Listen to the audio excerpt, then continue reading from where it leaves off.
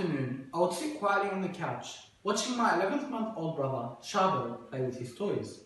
Shabo would sit on his baby blue mat, appearing astounded at each toy he carefully picked up. Shabo would often crawl to the chimney, when it's not being used of course, place his hands on its edges and pull himself up. He'd do this every day to be more comfortable on his feet and learn to walk. Shabo would often fall and burst into tears.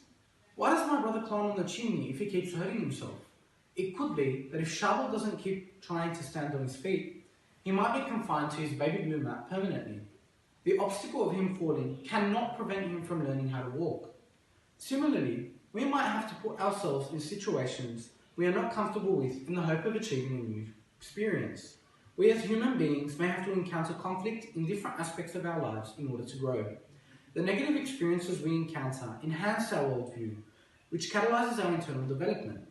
Perhaps then, our growth will flourish when we confront various conflicts that contribute to our experiences.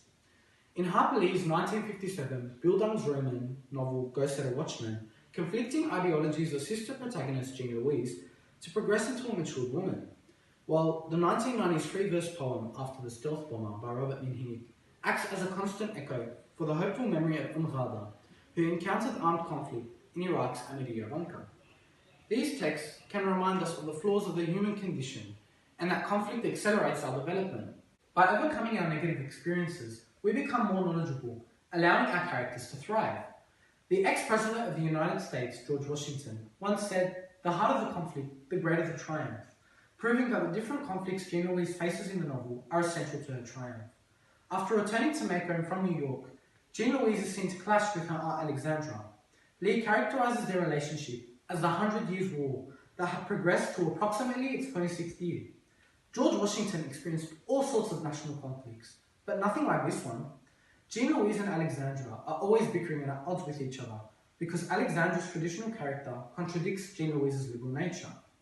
Their personalities allegorically allude to the conflicting ideologies between the progressive North and the conservative South occurring during the civil rights era of the 1950s. But even though Jean Louise constantly disagrees with her, Alexandra remains a source of inspiration. In Jean Louise's internal monologue, Lee describes that there were so many things about her aunt Jean Louise secretly delighted, foreshadowing that Jean Louise's growth will be partly influenced by her aunt's strict character.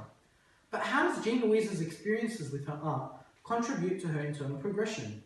When we accept conflicting opinions, our knowledge of the diversity of the human perspective increases.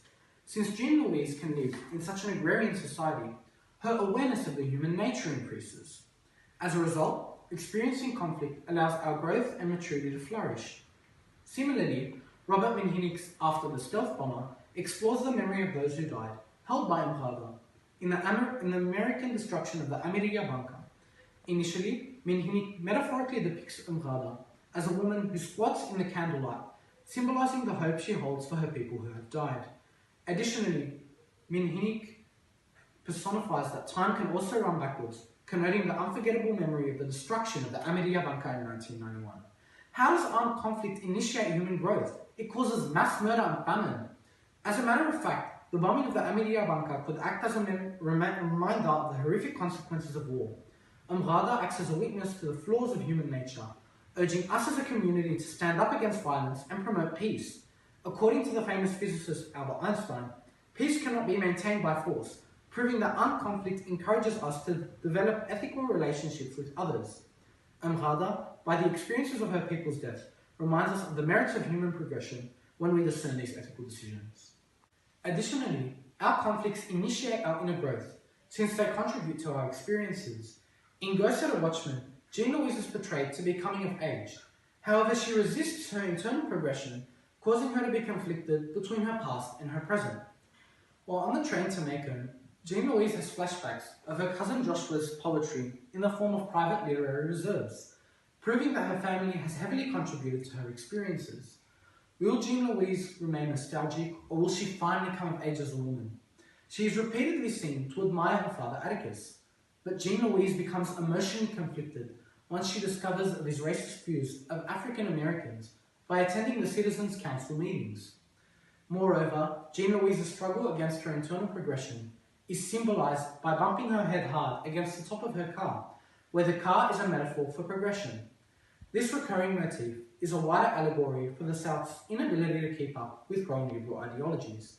However, Lee concludes her novel with Jean Louise entering her car after resolving her disputes with her father, being careful not to bump her head. By Atticus turning on Jean Louise's morals, he allowed her to come of age as a woman, gaining her own conscience as a result of these experiences. Symbolically, Jean Louise's rapid growth as a result of her conflicts foreshadow the South's increasing ability to accept different ideologies and inevitably progress, just like Jean Louise. By encountering conflicts with ourselves and other people, we gain more experiences that fuel our internal progression. In a similar manner, Minhinix, after the stealth bomber, publicises the effects of war on innocent people and the wider community.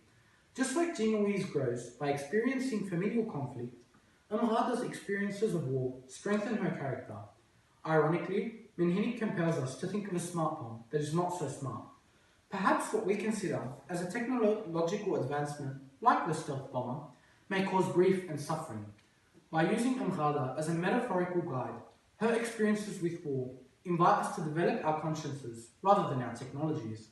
Moreover, Minhinix ends his poem by employing tactile imagery in cans of cold stones, with a selective diction of cold represents the sorrowful memory of those who died when the Ahmadiyya bunker was destroyed. Minhinix constantly references their horrific pain through Amrada's memory to allow us to partake in this grief. Although the American bombing of the bunker has caused so much suffering, we can learn to prevent armed conflict because of the hopeful memories of these people, thus allowing us to grow internally. So remember, placing ourselves in environments that conflict with our own may enhance our experiences. Thus, conflict is imperative for our human growth. By experiencing negative encounters, we accelerate our internal growth by deepening our understanding of the world. We can flourish when we confront conflicts that contribute to our experiences. Harper Lee's novel, Ghost of the Watchman, epitomizes Jean Louise's internal growth, made possible by the inner and outer conflicts she faces, while Robert Minhinix's poem, After the Stealth Bomber, memorializes the hopeful memory of Amrada, who holds all the lives of those who died in the bunker. Don't worry, I won't use any more quotes from famous people. I simply wish to remind you that if you allow the negative results of conflict to outweigh its benefits, your growth may be confined to your own baby blue mat. Thank you.